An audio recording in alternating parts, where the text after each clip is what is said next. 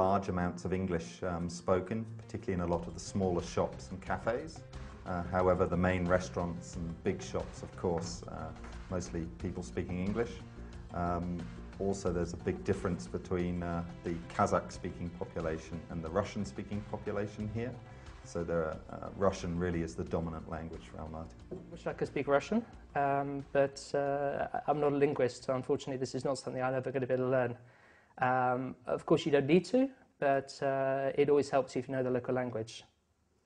No, so I haven't learned yet, but I've started lessons, so I'm trying. Yeah, well, I speak Russian.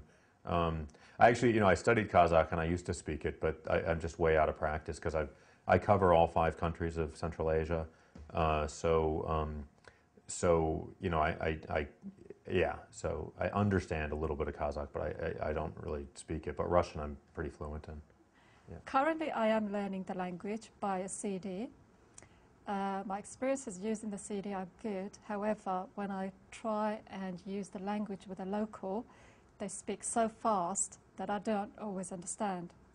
And the other problem is I use a few words, they think you're fluent, and they just have a conversation with you in Russian. But I think learning language, whatever level, really is useful here. Yes, I mean, I'm able to say hello and thank you and good evening. And I can pay for bills. I can say I love you in Russian if that's helpful. But I would like to have learnt more Russian and get some understanding of the Kazakh language.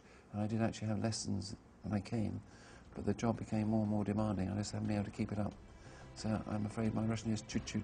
Like if you just learn sort of numbers, and if you go to the market and you can understand what they're saying, like the prices, what the prices are, and you can ask them what is the price or whatever. So if you just learn a little basic stuff, so then you can sort of get by. But it's always better to know more.